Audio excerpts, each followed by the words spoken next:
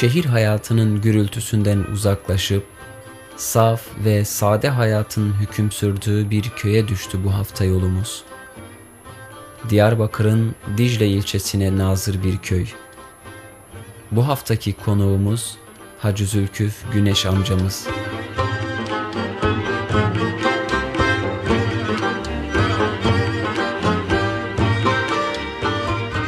Bir insan var mı ki 60 yıl, 70 yıl yaşamış olsun da onun hayata dair anlatacak bir şeyleri olmasın? Bir insan var mı ki onca yıl yaşasın da zihinlerine hayatından anılar kazınmış olmasın? Öyle bir hayat ki yaşadığımız her anı acıyla, hüzünle dolu. Ama olgun insan odur ki yaşadıklarından dersler çıkarsın, ibretler alsın. Bu duygu ve düşüncelerle çaldık misafirimizin kapısını. Öyle ya, bugün ekranlarımızın konuğu oydu. Ve hayata dair unutamadıklarını, acısıyla tatlısıyla yaşadıklarını anlatmalarını istedik. Bir bakalım onların dilinden, onların hayatına.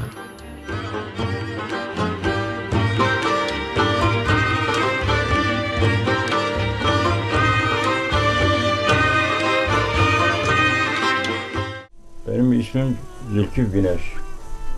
1943 doğumluyum ben. Ondan sonra biz Mazra'dayız. Benim 20 tane nüfusum vardı. Biz Mazra'dan oturuyoruz. Kartal Mazra'sı. Biz oradan oturuyoruz, köyden oturmuyorduk. Biz orada babamla beraber yaşıyorduk. Sonra babamdan ayrıldım. Ben 20 nüfustum. Ondan çiftçilikten uğraşıyordum, hayvancılıkla uğraşıyordum. Suyumuz yoktur, çok eziyet çekti.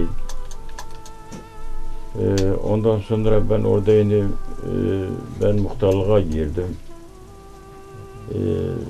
20 sene muhtarlık ben yapmışım. Şimdi emekliyim. Babam da çiftçiydi, hayvanlardan uğraşıyordum.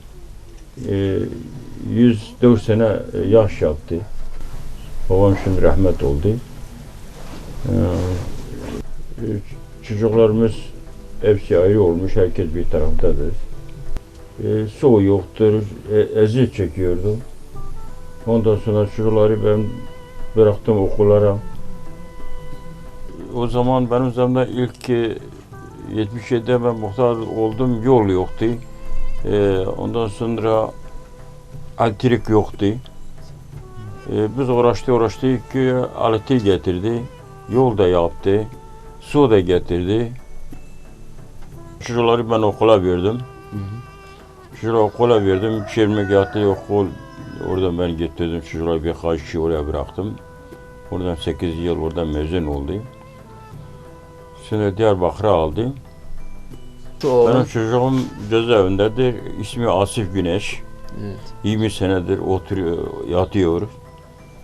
Hala cezaevindedir. Şimdi bir ara Siirt'teydi, bir ara Diyarbakır'daydı, bir ara Bingöl'deydi. Şimdi Sivas'a gidiyor. Sivas'a gittiği zaman biz de yaşlıyız, gidemiyoruz. İdare durumuyla uzaktır. Biz yanına gidemiyoruz. Bunun için çok sıkı çekiyoruz biz. Yakın bir zamanda olsaydı biz görüşüyorduk.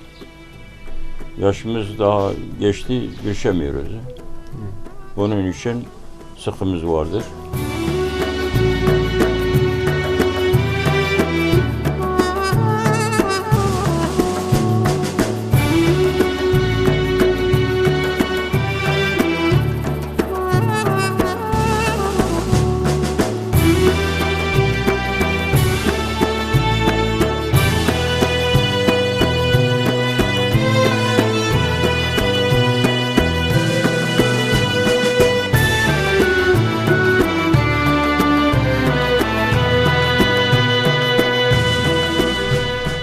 ناوي ميناي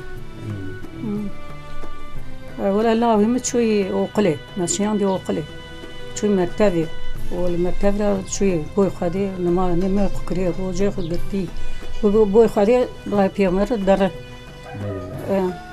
وشوي بري حفسي لاسکنجه کری آتیه دایی هزید دکبه و بو خده بو چی هر چشکی دا بری آتیه دایی 20 سال تیه دایی اچو جمعی چوی سیرته اچو بینگوله از 5 سال چوی بینگوله 10 سال چوی سیرته و چند سال حل دیابت در بوی از چونی اون کاز نکنم هر انا خوش انا کنم هر لقلبي مديش لشكري مهي سر نكون من هر جمعي رابلي مهي وان كان نخش ما نكون مهر ولا دوات برما خبر دام مدري لاسكنجا كري لاسكنجا كري بري حفصي داي هم خبر الزمرة شغلي وان كهاتي داي ده خديمة لخابي خير الزوارة بك Amin. Ve tavara inşallah.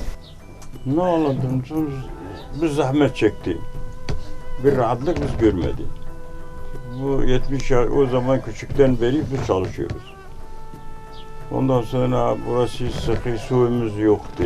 Zahmet çekti. Çocuklarımız zahmet çekti. Hala devam ediyor bu işlerden. 20 sene ben muhtarlık yapmışım. O da rahatlık görmemişim. Fakat köy işi ben yaptım. Elektrik getirdim, suyu getirdi. Yolu yaptı, mezaralarımız yolu yaptı, elektriği. Eksikleri vardı, hala devlet yardım ediyor. Sumu, sondaj davasıyla. Hala biz bu işlerden o zamandan beri biz uğraştık. Elektrik yoktu. Bizim köyde de elektrik yoktu. Elektrik oldu sonra benim zamanında biz getirdik. Ya biz uğraştık falan böyle. Ben uğraştım. Bir gün o inkılap olmadı o zaman direkler bana oldu. Direkler bana verdi. Köyün direği. Ben gittim, direkler getirdim, elektrik yaptı. Suda 2 sondajımız köyde vardır. Her 2 sondaj da benim zamanında biz uğraştı yaptı. Çünkü köyün suyu şimdi vardır.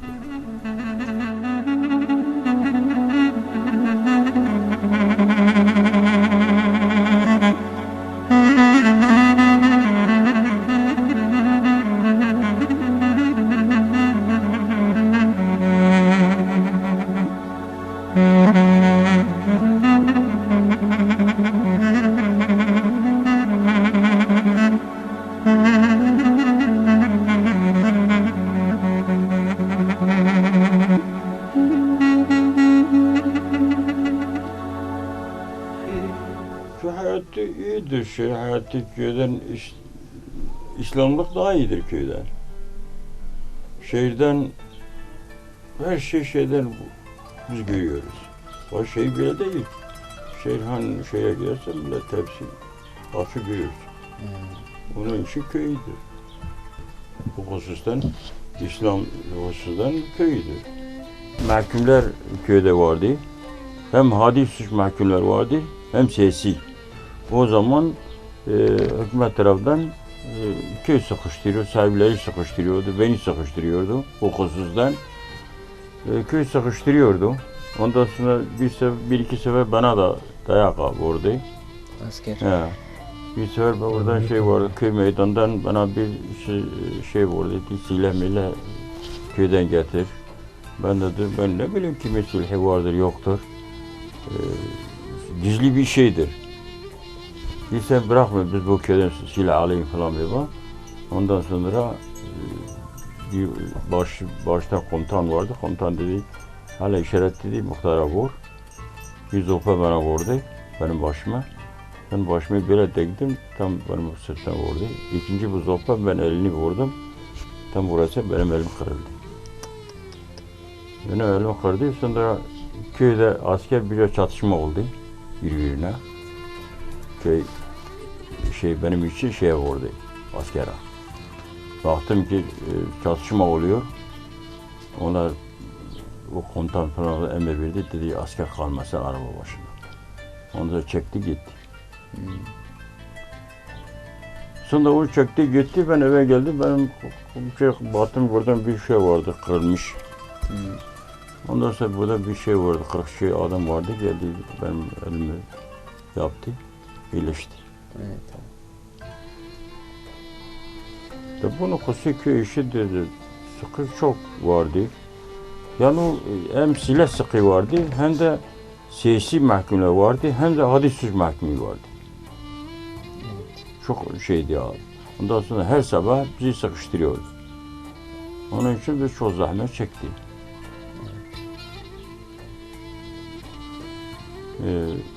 Yani biz gördük ki bu çocuğu cezaevine bir 20 sene yatıyoruz. Ben çocuğa sordum. Ondan sonra anlattım, araştırdım. Hangi bir çocuğu bir yerden ben bulamadım.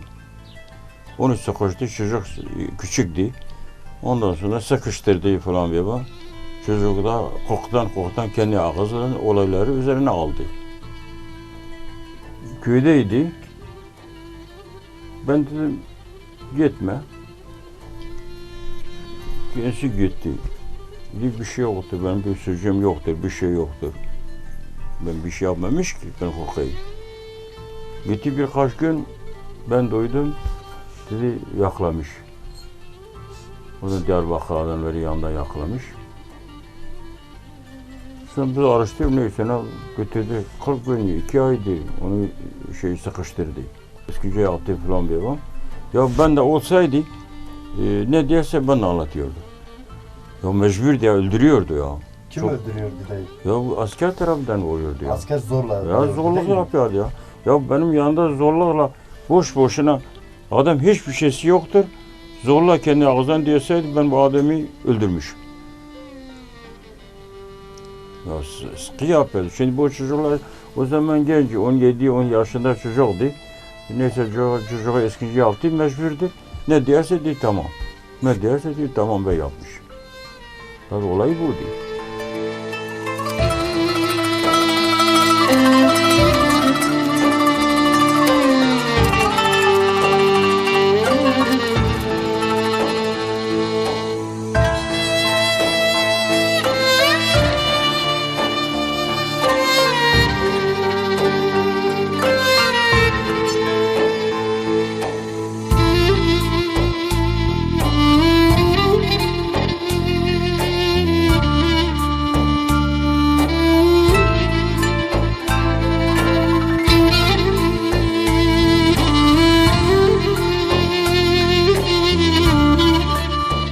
Ya bizim zamanda bir sene ben hiç gitmedim gene beni geçirdi. Bizim zamanda şey yoktu ki okul. Biz Mazara'dan yayana gelip gidiyor, yayana gelip bir gün gelip bir gün gitmiyor. Ama ben diploma aldım, ilkokul diploması. Ne kadar yol gidip geliyordunuz? Ya Mazara'dan bir saat çekiyor yayana. Biz yayana geliyor yayana. Şimdi kolay olmuş, şimdi araba gidip kapıdan çocuğu alıyor. Ya biledir ya. Ama buna rağmen okudunuz, diploma aldınız. Evet, diploma ben aldım. Diploma olmasaydı ben muhtarlık yapamazdım. Ne olmazsa muhtar yapmaz. Bir faydası ne olursa az bir şey yazıyla ben çocuklarımı okuluma gönderdim. Zaten 2 tane öğretmen de yok. Bir tekrar okudu falan diyor ama bıraktı bazıları. Gerçekten geliştiler. Ya biz memnunuz, biz zahmet çekiyoruz. Hala devam ediyor. Rahatımız yoktur. Çalışıyoruz. Tarladan çalışıyoruz, hayvanlardan uğraşıyoruz. Suyumuz yoktu Mazara'dan. Hala su yoktu. Geçen sene sondaj oldu, çıkmadı devlet. Gene umidi vardır bu sene gene olmaz.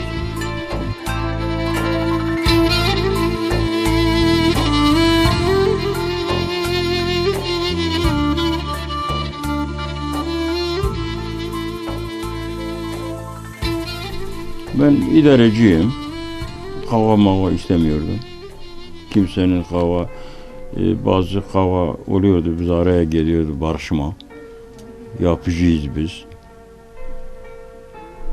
Bu kadar bir geçti. Kim sıkıntımız Şimdi bu çocuk uzaka gitmiş, görüşemiyoruz. Onun için biz sıkı çok çekiyoruz. Zahmetler, şimdi anası hastadır. Doktorlar rapor vermiş, kadın hastadır. Ameliyat oluyor, hala olmamış. Benim de şimdi adamın yaşı 70 olursa daha ne yapar daha? Yeter de. 70 yaş az değil. Dünya için bu kadar yaptım yeter. Ya. Fazla yapmış. Fazladır ha. Evet. Ya. Ya bizim zamandan öyle ateş gibi yanıyordu. Muhtarlık. Hmm. Az bir şey değil ki. Sabah biz kalkıyor buradan bütün köyün etrafı asker. Ondan sonra muhtara çağırıyordu. Silah istiyor, köyden silah getir. Mahkumlar nerededir? Ne bileyim.